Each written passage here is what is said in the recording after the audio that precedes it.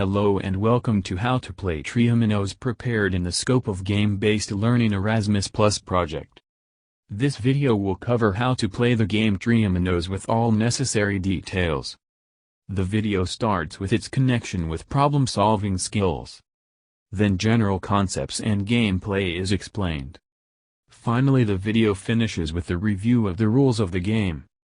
The connection with problem-solving skill. The reason why this game has been selected as a good practice example for improving problem-solving skills will be explained here. Setup. Table, 56 Triominos, 4 racks. Place all of the Triominos face down on the table and shuffle them. For two-player game, each player draws 9 Triominos and places them on his rack. For 3 to 4 players, each player draws 7 Triominos and places them on his rack. The remaining tiles make the pool. To decide who go first, each player draws a Triominos from the pool. The player who takes the Triominos with highest sum of numbers on it starts. If 2 or more have draw equal values, draw again, put this Triominos back into the pool. Objective. To get as many points as possible by strategically matching Triominos, the player with the highest score is the winner. Gameplay. The player who starts puts any Triominos on the table and adds up the value of that Triominos. His turn is then over. It is now the turn of the next player and the game proceeds clockwise. On his turn, the player must try to place one of his Triominos next to a tile already on the table. This move is only valid when the tiles have a matching side, which means that the numbers in the 2 corners must match. Only 1 Triominos can be played per turn. Check that any new Triominos corners. Score and bonuses. The score is calculated by adding up the 3 numbers of the Triominos which has just been placed, see examples. As well as the value of the tile, players will get extra points if they make certain shapes. 40 extra points for a bridge. To form a bridge, each side of the Triominos must be empty in the opposite corner. Must match. 50 extra points for a hexagon. 60 extra points for a double hexagon. 70 extra points for a triple hexagon. Drawing a Triomino. If a player cannot, or does not want to play a Triominos, he must draw a new tile and immediately try to place it. If he still cannot play, he must draw a second tile and try to place it.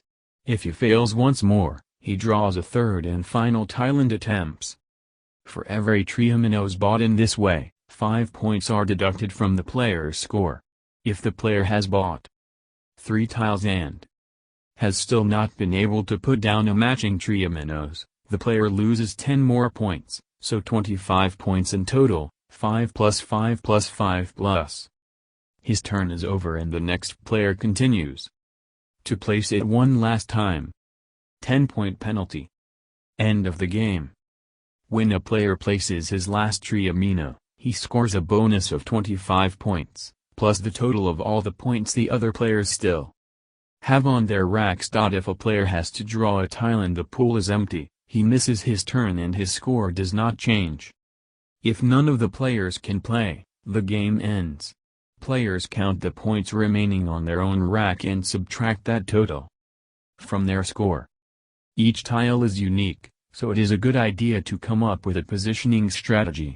Don't forget to anticipate your next move by creating playable spaces. Rules review. Triominos is often played casually, as a single game, without keeping track of the score. But for a more competitive audience, there is an official tournament rule. A game is played with a limit of 400 points.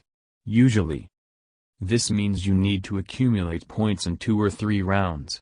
When a player exceeds 400 points, this means that the current game will be the last. The players finish the current game. The final score will determine who is the winner. If a player has to draw a tile and the pool is empty, he misses his turn and his score does not change. If none of the players can play, the game ends. Players count the points remaining on their own rack and subtract that total from their score. Each tile is unique, so it is a good idea to come up with a positioning strategy. Don't forget to anticipate your next move by creating playable spaces.